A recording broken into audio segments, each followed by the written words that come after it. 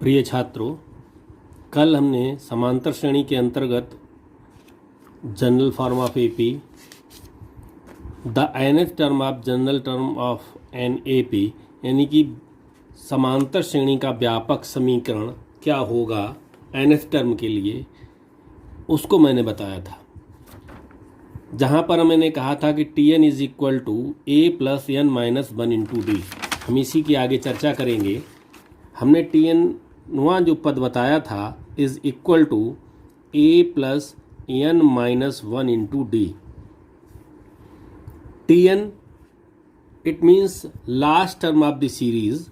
ए उस श्रेणी का प्रथम पद है, एन नंबर ऑफ टर्म्स और डी मीन डिफरेंस, सार्व अंतर जिसको कहते हैं हम, ये दिया गया। इसी पर आधारित कुछ एग्जाम्पल हैं। उन एग्जाम्पल का मैं सलूशन भी आपको दे रहा हूँ।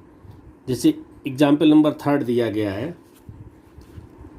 2, 7, 12 डॉट डॉट 10वां पद ज्ञात करना है।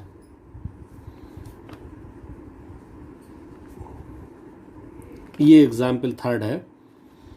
इसका जो 10वां पद ज्ञात करने के लिए हम क्या करेंगे, सबसे पहले तो जो दी गई श्रेणी है तो यहाँ लिखेंगे दी गई श्रेणी में या श्रेणी में a इज इक्वल टू कितना है first term 2, d is equal to होता है second term minus first term यानी t2 minus t1। This is equal to 7 minus 2 is equal to 5। n is equal to 10वां पद पूछा गया तो n इक्वल टू 10। फार्मूला लगाएंगे t N is equal to A plus N minus one into d. Value put up करेंगे। A की value है 2 plus N की वैल्यू है 10 माइनस 1 इंटू डी की वैल्यू है 5। So this equal to 2 plus 9 into 5 is equal to 2 plus 45। So this equal to 47। तो यहाँ पर दी गई समांतर श्रेणी का जो 10वां पद होगा तो आंसर में लिख सकते हैं दी गई एपी का 10वां पद इज इक्वल टू 47। ये आंसर हो गया। कुछ प्रश्न इस प्रकार से भी हो सकते हैं। एग्जाम्पल नंबर 4 जो दिया गया है, इसमें कहा गया है कि एपी जो दी गई है, एपी मीन्स अर्थमेटिक प्रोग्रेशन समांतर श्रेणी, और जो समांतर श्रेणी दी गई वो दी गई है 21, 18, 15, और ये कहा गया है इसमें कौन सा पद -81 है।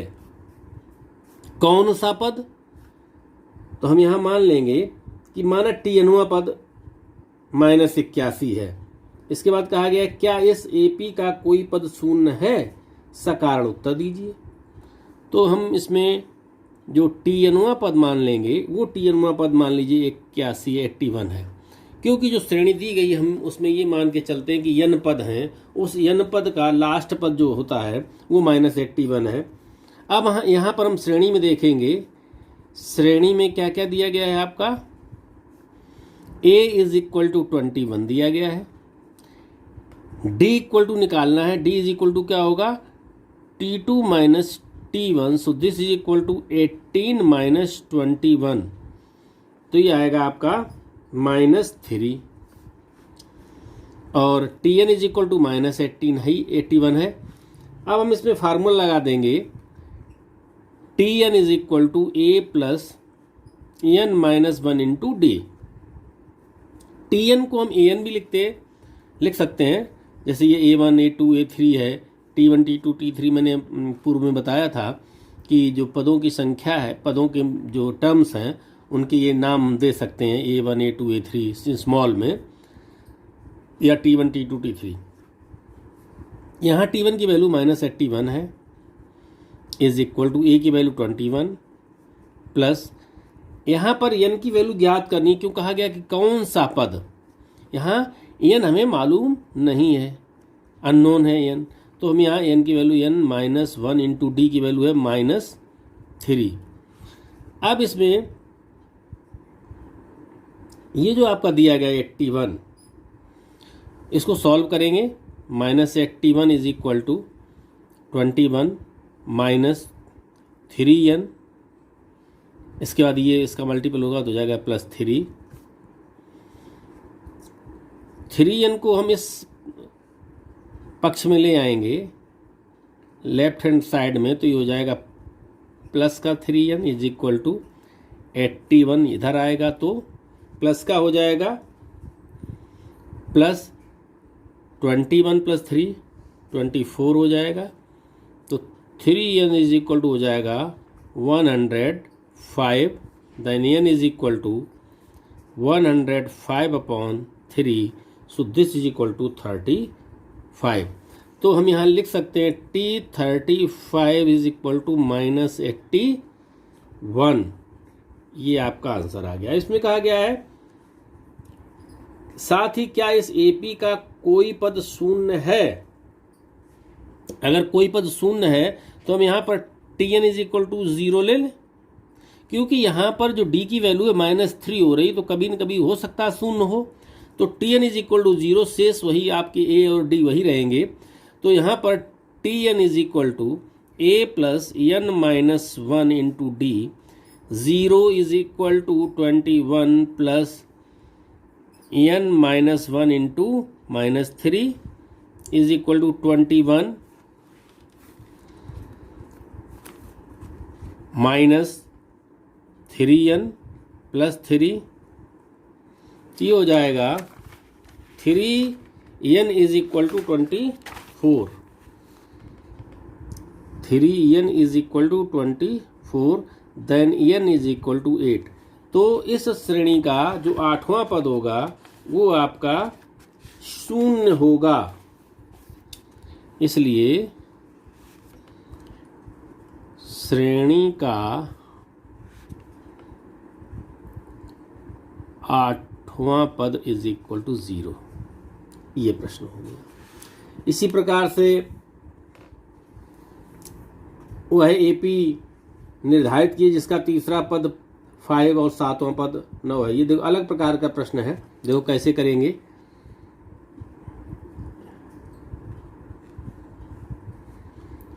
वह AP, वह साधारण समांतर श्रेणी ज्ञात करनी जिसका तीसरा पद 5 है।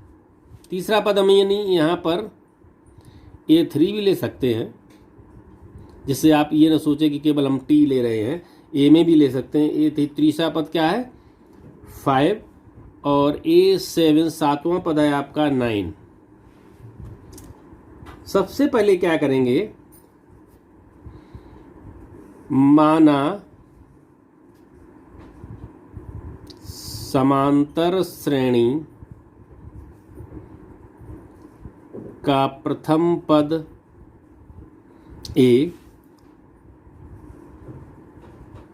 सार्व अंतर D है, इसलिए यहाँ A3 इज इक्वल टू 5 दिया गया है। A3 इक्वल टू होगा A + 3-1 इंटू D। तो इसको सॉल्व करें तो ये हो जाएगा A + 2D is equal to 5, equation number first हो जाएगा। क्योंकि A7 is equal to A + 7-1 into D, तो ये हो जाएगा A + 6D is equal to 9, equation number second. अब मेरे पास दो समीकरण प्राप्त हो गए, समीकरण नंबर 1, समीकरण नंबर 2।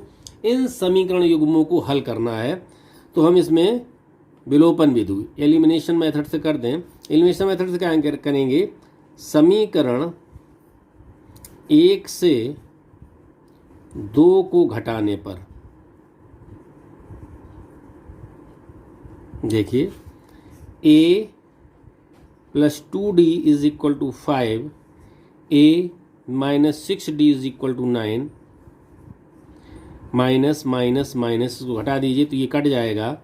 यहाँ आएगा -4D इज इक्वल टू -4, इसलिए D इज इक्वल टू आ जाएगा 1। डी का मान समीकरण 1 में रखने पर a plus 2 into 1 is equal to 5, then a equal to 5 minus 2 is equal to 3, तो a इज इक्वल टू हो गया 3, ये a की वैल्यू निकल आई। अब यहाँ पूछा गया AP निर्धारित कीजिए, तो इसलिए AP क्या होगी, AP मैंने बताया था A होता है term first, A plus D second term, A plus 2D third term, A plus 3D fourth term, इस तरीके से श्रेणी बनती है। या जो A पद आपका दिया गया 3, उसमें हम D जोड़ते चले जाएं, 3 plus 1 4, 4 plus 1 5, 5 plus 1 6, that's all. तो ये आपकी अभीष्ट श्रेणी होगी जो आपसे पूछी गई थी, यही आपका आंसर हो जाएगा।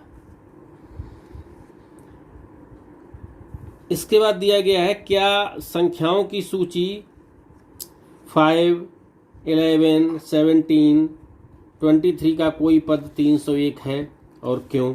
इसको भी इसी प्रकार से करेंगे। 301 को TN पद मान लेंगे, a इज इक्वल टू 5 होगा, इसमें ये आपका क्वेश्चन है, a इज इक्वल टू 5 हो जाएगा। ये आपका हो जाएगा 301 जो दिया गया, 301 इज इक्वल टू TN, और इसमें d निकालेंगे, 11 माइनस 5 6 हो जाएगा, फार्मूला लगा देंगे, आपका आंसर निकल आएगा। 2 अंकों वाली कितनी संख्याएं 3 से विभाज्य हैं। तो सबसे पहले 3 से विभाजित होने वाली संख्याओं को देखते हैं कि 3 से विभाजित होने वाली संख्याएं 2 अंकों की कौन कौन सी हैं। तो वो जो 3 अंकों से विभाजित होने वाली संख्याएं हैं 3 से 2 अंकों वाली 12, 15, 18, इस तरीके से लास्ट है 99। तो ये a इज इक्वल टू हो जाएगा आपका 12, d is equal to 15 minus 12 equal to 3 हो जाएगा, TN इक्वल टू 99 हो जाएगा। तो कितनी संख्याएं होंगी ये निकल आएगा आपका, वेरी इजी।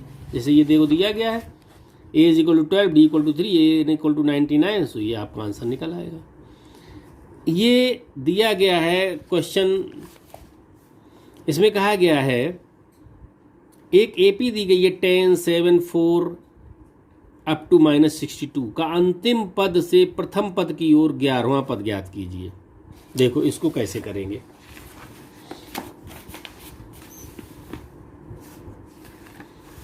ये है एग्जाम्पल 8।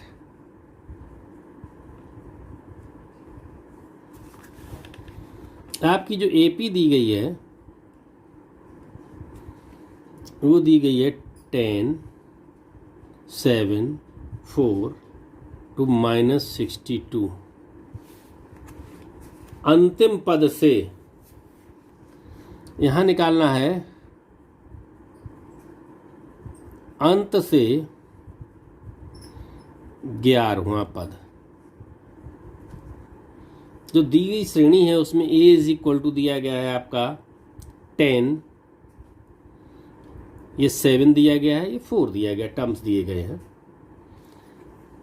अब इसको हम कैसे हल करें, देखिए अंत से 11वां पद निकालने के लिए मेरे पास a दिया गया है, a आपका दिया गया है 10, d इज इक्वल टू दिया गया है 7 minus 10 is equal to -3, L is equal to दिया गया है -62, जिसको हम TN भी कह सकते हैं। अब इसका जो फार्मूला होता है, एक तो डायरेक्ट फार्मूला है और वो होता है L इज इक्वल टू अंत से TNवां पद निकालने के लिए अंत से TNवां पद। अब ये जो दिया गया है एक फार्मूला होता है L minus P minus 1 into D। यल दिया गया है आपका -62 माइनस पी की वैल्यू दी गई है 11 -1 इंटू डी की वैल्यू है आपकी -3। So this is equal to -62 -10 into -3 is equal to -62 plus 30, so this is equal to -32। ये फार्मूला जो दिया गया अंत से पीवां पद या टीएनवां पद हम कह सकते हैं, उसके लिए फार्मूला होता है L minus P minus 1 into D. ये P जो अंत से हम मान लेंगे, हम यहाँ P अंत से टीएनवां पद के बजाय हम अंत से पीवां पद कह सकते हैं, इसको टीएनवां हटा के हम कह सकते हैं अंत से पीवां पद। P is equal to 11। तो आपका जो आंसर आएगा अंत से 11वां पद, अंत से 11वां पद इज इक्वल टू -32। आपकी जो बुक है उसमें पहले n निकाला है, इसके बाद फिर उसको पलट के निकाला है, तो काफ़ी लॉन्ग प्रोसेस है। ये सबसे शॉर्टकट है और सबसे अच्छा मेथड है। तो हम यहाँ लिख सकते हैं समांतर श्रेणी का अंत से पीवां पद इज इक्वल टू है L minus P minus 1 into D. ये एक आपका फार्मूला और है। L लास्ट टर्म जो दी गई है सीरीज उसका हो जाएगा, P जो पद निकाला जा रहा है अंत से, और D डिफरेंस हो जाएगा। तो इस प्रकार से एक ये फार्मूला आप याद रखेंगे तो ये आपका अंतिम पद निकल आएगा। इसके बाद आपका एग्जाम्पल दिया गया है क्वेश्चन ये 9। इसमें 1000 रुपये की धनराशि को 8% साधारण ब्याज की दर से निवेश करता है। 30 वर्षों को पूछा जा रहा है कि वो 30 वर्षों के अंत में ब्याज परिकलित करना है। देखेंगे तो बहुत सिंपल है। साधारण ब्याज निकालेंगे PRT अपॉन 100 से, और उसके आधार पर देखेंगे प्रत्येक वर्ष का ब्याज जुड़ता चला जाएगा, तो समांतर श्रेणी होगी और उसको निकालेंगे। अब इसके बाद आपकी एक्सरसाइज 5.2 आती है, लेकिन क्योंकि सभी छात्र मैंने देखा है कि होमवर्क नहीं कर रहे हैं, इसलिए आज और केवल हम इतना ही पढ़ाएंगे। 5.2 एक्सरसाइज हम कल प्रारंभ करेंगे। इसलिए जिन छात्रों ने अभी तक कोई कार्य नहीं किया है समांतर श्रेणी का, वो काम करके 5.1 हमें दिखाएं। इसके बाद हम 5.2 शुरू करेंगे और हम समांतर श्रेणी पढ़ाने के बाद फिर प्रारंभ से इसका रिवीजन करेंगे, जिससे जिन छात्रों ने अभी तक नहीं पढ़ा है वो भी उसको पढ़ सकें।